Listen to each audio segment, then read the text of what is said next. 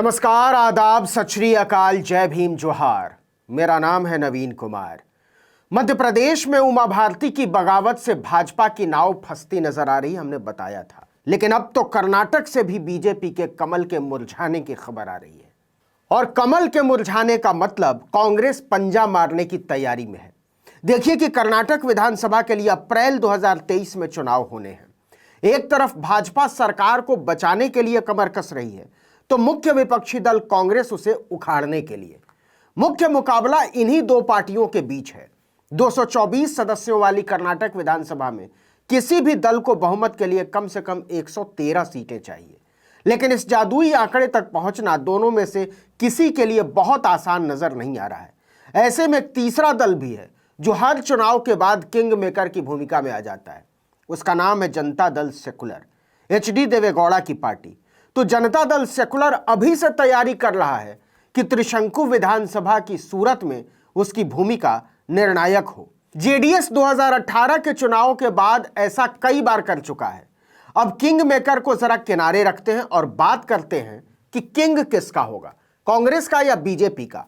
कांग्रेस के सूत्रों के मुताबिक पार्टी ने एक सर्वे कराया है, भाजपा ने भी कराया है, उसकी भी बात करेंगे। कांग्रेस के सर्वे में निकल कर आया है कि उसे कर्नाटक के चुनाव में 90 से 105 सीटों के बीच हासिल हो सकती है। हालांकि इस सर्वे के मुताबिक भी वो बहुमत से कोई 10 सीट पीछे ही रहेगी, लेकिन सरकार बनाने के करीब होगी। द इंडियन एक्सप्रेस ने एक रिपोर्ट में लिखा है कि इस बार कांग्रेस पार्टी 2018 के चुनावों से बेहतर प्रदर्शन करने की स्थिति में है। पार्टी ने पिछली बार 80 सीटें जीती थी। हालांकि इसके बाद कांग्रेस टूट गई थी और उसके कई नेता बीजेपी के साथ जा मिले थे। लेकिन कांग्रेस का आंतरिक सर्वेक्षण कहता है कि बेलगावी और कल्याण कर्नाटक क्षेत्रों में उसके प्रदर्शन में जबरदस्त सुधार होगा।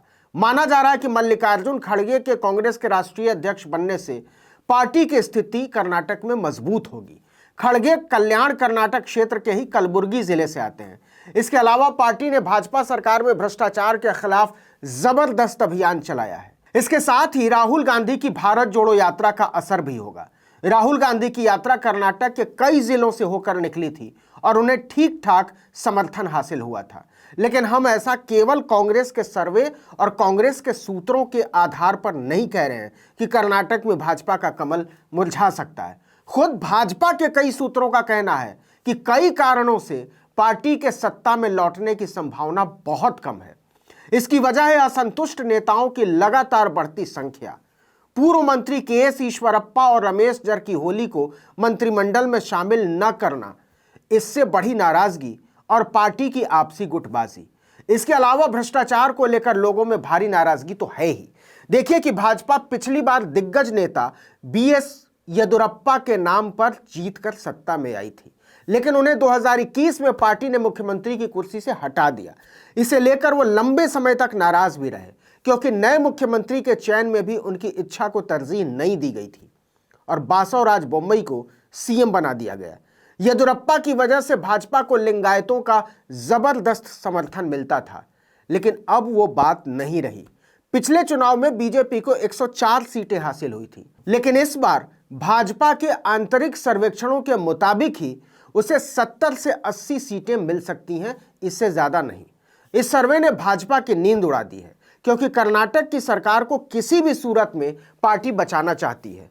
तमाम कोशिशों के बावजूद दक्षिण में यह उसकी पहली और आखिरी उम्मीद है। इस वजह से अगर उसने कर्नाटक से हाथ धो दिया तो तमिलनाडु, आंध्र प्रदेश और सबसे ज्यादा तेलंगाना में उसकी दावेदारी के इरादों को झटका लग सकता है।